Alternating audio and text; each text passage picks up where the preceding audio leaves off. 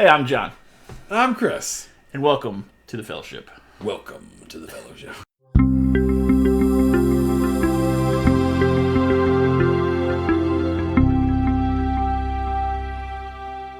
What are we talking about today, Chris? We're talking about our amazing game day that we do every year. January 1st of every year, we're playing board games. And we want to tell you the games that we played this year. Because I played some new ones that I haven't played before. And got some old favorites to the table. It's become a staple. We've done this for, how many years? 15? A very long time. Yeah, Yes. 15 or 20 years. Several of our friends moved away. You moved away for a while, but so this is a time where everybody's kind of back in town for the holidays, and so January 1st just became our default day of when we hang out. But the purpose of this video is to talk about the games that we played. Yeah. And how we started our year off right by playing these games. So, what did you play? What was your first one? So the first game that I played that I have been wanting to play for quite a while, and one of our friends from out of town brought it, was Camel Up. Camel Up. I've wanted to play this. I haven't played it, and you guys wouldn't let me play. So we would have let you play it. It was so much fun. So if you know what Camel Up is, it's a racing game, and it's based on colors, and you're basically betting on which camel is going to win the race. It doesn't matter if your camel wins, right? It's what you bet on. It's what you bet, and then you have each camel's color, and you want to be the first. Like if you think purple's going to win, you want to be the first to put purple down in the winning bet. But it's face down, so no one knows what you put. And then you're also betting on the last place camel. So you want to be the first one to put down. If you think, yellow's going to win, you want to put yellow down for that first one. And based on the order of who put what first, you get points. But it was really fun. I really enjoyed it. Unfortunately, on game day, we end up usually only playing a game one time because there's so many games people are wanting to play. You just got to jump right into the next game. But that was the first game that I played with. And you wanted to play it right again? Oh yeah, I was ready to play it right again. But we had so many other games we were setting up. And do you own Camel Up? I don't, but I will own it. I will. It's been on my radar for a while. It was really fun. So my first game was Cosmoctopus, which I'd never heard of. But you're basically a octopus out in space, flying through the galaxies, and you're trying to get 8 tentacles because octopus have 8 tentacles. So it's an engine builder, and there's a solo mode. There's different levels of difficulty and things like that. We just played the base game, and it was a lot of fun because I won. I smoked everybody. It did take a bit longer. Yeah, it took a while. I find this with every board game though. It's it says 30 to 60 minutes on the box, and you're like, it takes us way longer. I think that normally means 30 to 60 per player.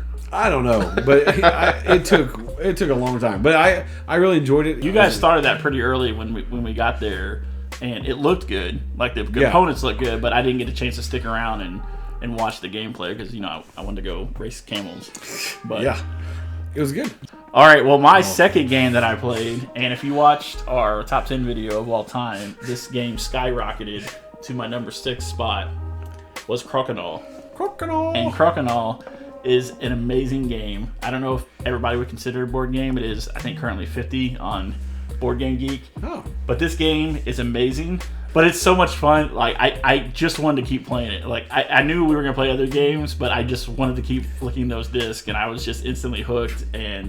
Which I didn't get to play. I did not play Crokinole. I saw a lot of people playing it, and every time I came over, there was already people playing, so I never got around to it. But, yeah. But now that you got a board, I'm going to play. So the second game I played was Moonrakers, the Titan expansion. So I've owned Moonrakers for a long time, and I bought the expansion, but we never got to the table. And so I played 2 of the 3 expansions that came out with the Titan edition, the Binding Ties and Overload, which added a lot of cool elements to it and kind of makes it a little more friendly. So if you don't know what Moonrakers is, it's a deck builder, but you're also negotiating for contracts to you have to work together for some of the stuff, but you're trying to get points. And so Binding Ties and Overload add some new gameplay elements. But I love that game. It was on my top 10. I don't remember where it was, but it was up there. I don't think we talked about it again in our top 10. And I've played the the campaign with you, and I played the base game, but I don't think I've gotten to play any of the expansions. I hadn't until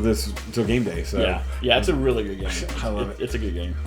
Well, the number 3 game is actually the same for both of us. We finally got to come together and play a game we were playing together. But you have to think there's a lot of people on these game days. I think it usually ranges anywhere from about 20 to 25, and then it kind of slowly dwindles down as the day goes on. So there's a lot of people there, a lot of different games going. But I had brought this game. I really enjoy it. It's a racing game, but the main thing what I really like about this game is the number of people that can play it, and it's called Formula D. Formula D. And there's two sides to the board. You're either racing Formula 1 cars or you're racing street cars. Well, we did the basic game because it was a lot of people's first time playing. We did the Formula 1 racing, and it's so much. It's a very simple mechanic game. You're basically just going up a gear, and each gear that you're in, you have a different die that you can roll. Yeah. The numbers are higher on the die and stuff like that, and it's just a race to see who can cross the finish line first. But there's things in the course that you have to, like on turns, like you have to stop like 2 times in the turn, and so like you'll have to shift down so you don't, because if you go out, it'll like hurt your car. Yeah. And if you hurt your car too much, you blow up. Yeah. And so which we had a couple of those. It is great, but yeah, it's really fun. I did like it. Yeah, and there's a lot of like different things you can do with that type of game where you can do like several laps or whatever. We just did one lap. And there's tons of maps for it. I only have the base map that comes with the game. Oh yeah, tons of expansions. They're all on my wish list in Amazon. I just haven't got them yet because we don't get it to the table that often. But if it's something we start playing more, I'll definitely order those. Then after that, we jumped into John's favorite game of all time, Muffin Time. It's just a fun party game. It's based on some like webcomic. I've never watched it, but it's just a silly game. Like, I mean, you've got cards, and you're trying to get 10 cards by the time your turn gets around. It's supposed to be from, I think, 3 to 8 players or 2 to 8 players, and we were playing with probably 15. And so it just made it impossible to get cards. Because there's cards that make you discard cards. There's trap cards that, like, if you burp or something, like, you triggered my trap, you have to discard 3 cards. Or if you say please, or if you sing out loud or laugh out loud. There's all these different trap cards. Or you complain. And different things that you can do to make it. And then there's one card that just says, start the whole game over, and like discard everything and start the whole game over. And that's how our friend ended the game. Like, you had already left. Like, you left after like 20 minutes. Yeah. And so people That's just about started. My max with Muffin Time. You went and played Crocodile. So people just slowly trickled out. And then the core that was playing, we were left there like playing our cards and laughing. And then one of our friends just played, start the whole game over. And everybody's like, we're out. Yeah. So nobody won. It was great. Yeah, so don't get me wrong. I'm very critical of the game, but it is fun. It's just a silly... It's a fun party game if you've got a lot of people. But I can only do it for about 10, 20 minutes, and then I'm like, moving on to something else. I love it. I borrowed your copy, and we've been playing at youth group. It's great. They love it. So then we played Hollywood 1947. That's one of the Facade games. It's their newest one. Great game. Those are the games like that are in the little books, and they're based on real events. So this is based on was it called the Red Scare? When... In Hollywood, they were making movies, and there was communist propaganda within the movies, and so there are people that I think it's called the Red Scare because they're like trying to figure out like who's communist, and are these film directors communist, or these actors communist, and so that game plays on. So there's normal people, not normal people. What do they call it? Patriots, yes. Patriots, and Patriot and.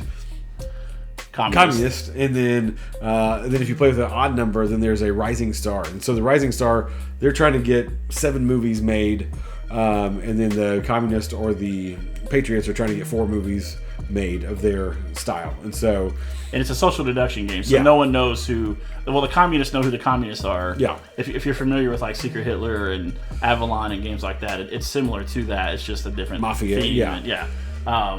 So the Communists know who they are, but the Patriots don't know who anybody is. So of course everybody's lying. You're a liar. Yeah, it's great. It's a lot of fun. I love social deduction games. I do like that one. It's fun because again the artwork is fantastic on that game, and so I do recommend that game. Check it out.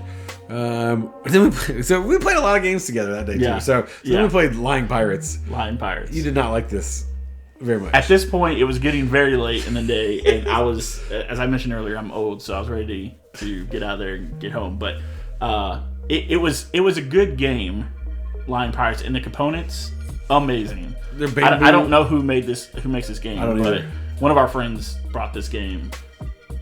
The components were fantastic, but I think it was just because I was so tired, I was just ready to kind of go. And so it basically makes a board game out of the game Liar's Dice. Everybody rolls dice, and then you're betting on how many people have, like, so you'd be like, oh, I think there's 2 3s, and then the next person will be like, well, I think there's 4 threes. And then you keep doing that until somebody finally says, I think you're lying. And then you pull everybody's dice and see like, oh, there are 5 threes or whatever it is. And so, but then there's like a little board, so you get to move if you got it right, and if you got it wrong, you have to stay. And then there's events that happen on the board and all that. I liked it. It was a lot of fun. But yeah, at that point, it was pretty late.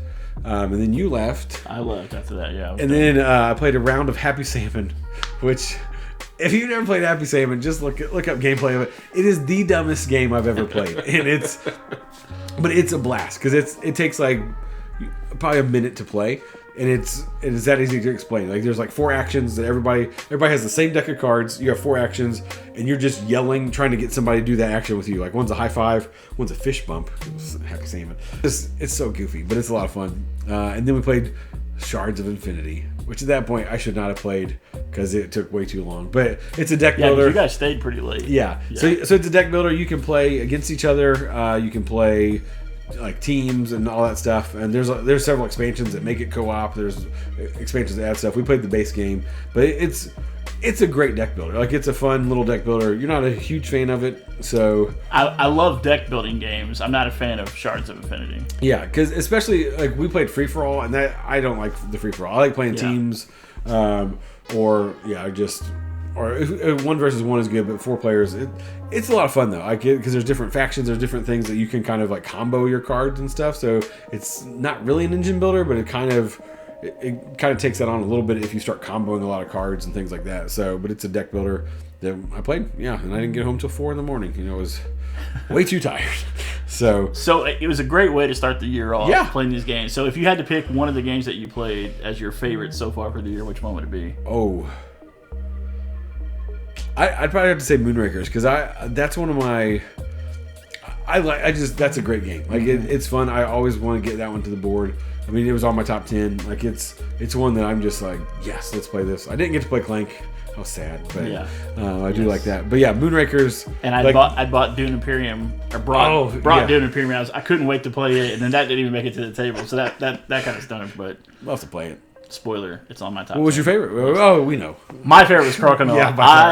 Crokinole. If you haven't tried Crokinole yet, I will say it is expensive. So if you know someone who has it, give it a try there first to see if you like it, because it's a little steep in buying your own board. So is this something that's picking up like where there's like Crokinole leagues around? Oh yeah, 100%. So you can probably find one if you. And it's been around for a long time. It originated in Ontario or somewhere near Ontario, Canada.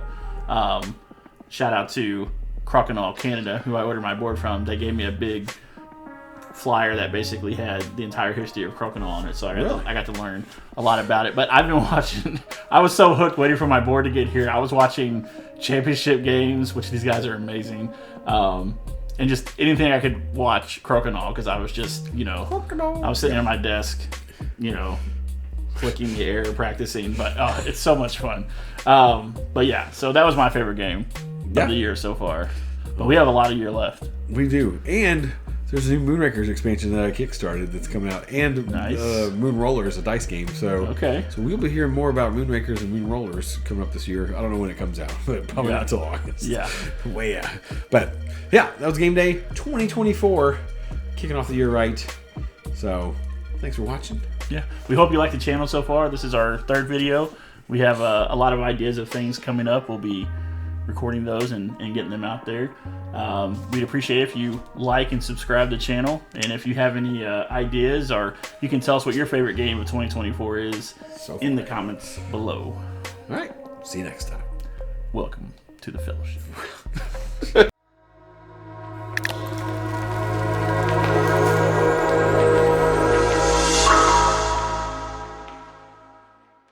So we grab lunch together and then game from 12:30 until whenever. I got home. I got home at 4 this time. You left a little bit. Yeah, early. I left. I'm getting old, so I had to leave. Weak sauce.